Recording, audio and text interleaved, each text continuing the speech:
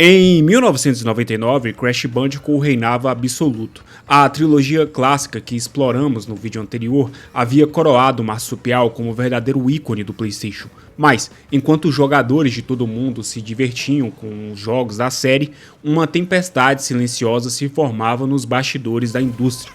O que exatamente aconteceu quando a Naughty Dog foi forçada a abandonar a sua criação mais famosa? Como uma franquia que desafiou Mario e Sonic acabou perdendo sua essência em jogos medíocres? E por que, mesmo com remakes competentes, Crash nunca recuperou seu lugar no panteão dos grandes mascotes? Esta é a história não contada do declínio de Crash Bandicoot, a triste saga dos jogos que prometeram continuar o legado da Naughty Dog, mas fracassaram miseravelmente. Crash Team Racing chegou para provar que a série podia brilhar em outros gêneros. Lançado em 1999 pela Naughty Dog, o jogo transformou os personagens da franquia em pilotos de kart numa aventura cheia de personalidade.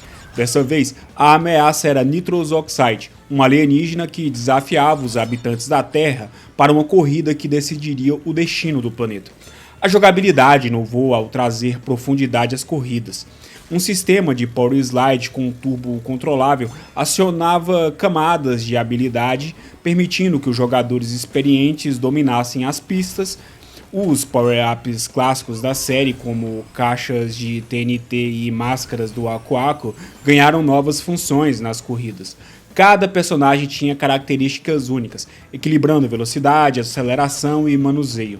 O modo aventura surpreendeu pela riqueza de conteúdo. Além das corridas tradicionais, os jogadores precisavam coletar relíquias em desafios contra relógio e vencer batalhas em arenas especiais. A progressão desbloqueava novas pistas e personagens, mantendo o jogador engajado por horas. O modo multiplayer, com suporte para até 4 jogadores, se tornou um clássico das sessões de jogos entre amigos. A recepção foi extremamente positiva. Críticos elogiaram os gráficos coloridos, a jogabilidade precisa e a fidelidade ao universo de Crash. O jogo vendeu mais de 4 milhões de cópias, provando que a franquia podia se expandir além das plataformas 3D. Anos depois, seria relançado como um remake para gerações atuais de consoles, introduzindo uma nova geração ao seu legado. Crash Team Racing não foi apenas uma cópia de Mario Kart, foi uma reinvenção. A Naughty Dog trouxe sua assinatura de qualidade, criando um dos melhores jogos de corrida da era PlayStation 1. Mais que um spin-off, o jogo se tornou um clássico atemporal, lembrado pelo seu equilíbrio perfeito entre acessibilidade e profundidade técnica.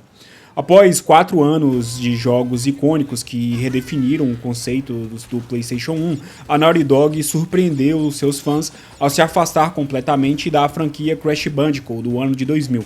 O motivo, como revelou o cofundador Jason Ruby anos depois, foi uma relação insustentável com a Universal Interactive, dona dos direitos da IP.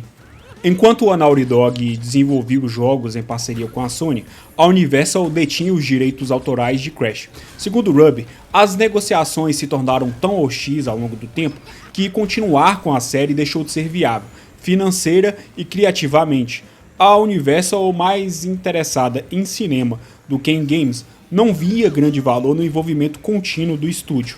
Com a saída da Naughty Dog, a Universal repassou a franquia para outras desenvolvedoras, resultando em títulos como Crash Bash, no ano de 2000, e Crash The Wrath of Cortex, de 2001, que não capturaram a mesma magia. Em 2007, a Activision adquiriu os direitos após comprar a Vivendi Games, sucessora da Universal, mas a Naughty Dog já havia seguido em frente, focando em projetos originais que fizeram um estrondoso sucesso.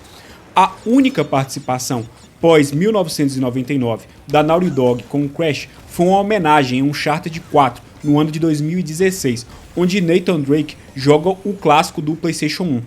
O estúdio já deixou claro que, apesar de um carinho histórico, Crash pertence ao passado da empresa. Enquanto a franquia ressurgia com os remakes e Crash 4, a Naughty Dog consolidava seu legado com narrativas maduras em The Last of Us. O caso Crash expôs um dilema comum na indústria. Mesmo quando um estúdio cria um sucesso, os direitos podem escapar de suas mãos. Para a Naughty Dog, o rompimento foi doloroso, mas necessário. E, ironicamente, abriu caminho para que se tornasse a gigante que é hoje. Crash sobreviveu, mas sem a mesma alma original que o tornou um personagem lendário. Crash Bash chegou como uma experimentação diferente para a franquia. Lançado em 2000 pela Eurocom, o jogo marcou a primeira vez que a série se aventurava no gênero party game. A premissa trazia Aku Aku e Uka Uka organizando um torneio entre os personagens icônicos para decidir uma disputa entre bem e mal. O jogo inovou ao focar totalmente no multiplayer, diferente dos títulos anteriores. Crash Bash oferecia mais de 20 minigames variados, desde batalhas de tanque até corridas malucas.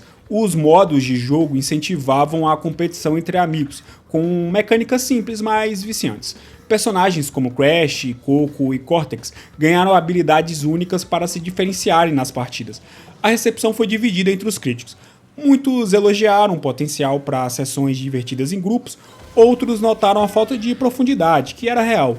Notoriamente havia um downgrade em gráficos, level design e polimento.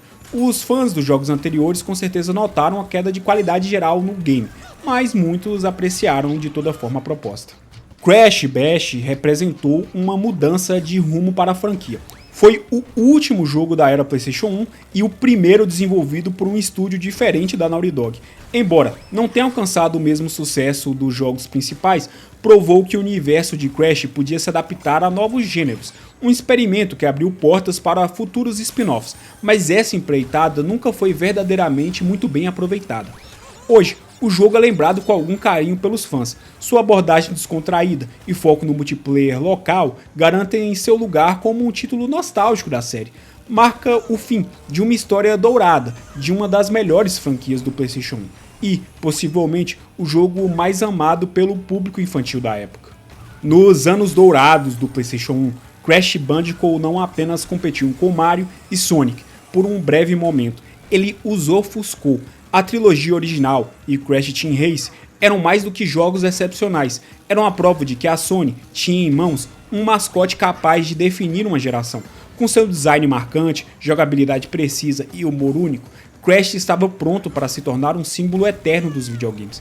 A história que se seguiu, porém, transformou-se em um triste estudo de caso sobre os bastidores turbulentos da indústria. Quando a Universal afastou a Naughty Dog da franquia que havia criado, começou um declínio inevitável. Os estúdios que herdaram Crash não capturaram de forma alguma a alma da série, e os jogos perderam a inventividade nos level designs, o equilíbrio entre a diversão e aquela identidade visual que antes saltava aos olhos. Embora os remakes e Crash 4 tenham reacendido parte do brilho original, a franquia nunca recuperou seu lugar de destaque. Crash se tornou um nome em um catálogo, quando poderia ter sido o rosto de uma nova era dos games. Sua trajetória é um lembrete amargo de como os conflitos corporativos e mudanças de direção criativa podem diluir até mesmo as IPs mais promissoras.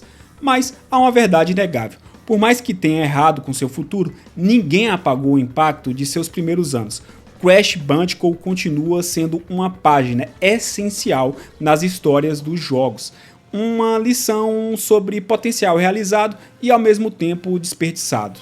Crash Bandicoot pode não ter se tornado o ícone que merecia ser, mas uma coisa é certa, ele marcou a vida de milhões de jogadores. Para muitos de nós, ele foi mais do que um personagem, foi parte de nossa história nos videogames. Das tardes passadas no sofá com amigos, das tentativas frustradas em fases difíceis, das risadas com as atrapalhadas desse marsupial sem noção. E é triste ver como tantas vezes as empresas responsáveis por essas franquias não entendem o verdadeiro valor do que têm em mãos, desrespeitam a própria história, ignoram o carinho dos fãs e, no fim, perdem não só um produto, mas um legado inteiro. Mas me diz aí, você também cresceu com Crash? Se lembra do impacto que ele teve ou só descobriu essa história tempos depois? Deixa seu like, ajuda demais o canal e se inscreve para não perder os próximos vídeos. Quem sabe a gente não continua a conversa sobre a saga. Muito obrigado a você que assistiu o vídeo até aqui. Um forte abraço. Esse vídeo é uma homenagem ao meu irmão Vitor, que me apresentou ao mundo dos games e ao Crash Bandicoot. Até mais.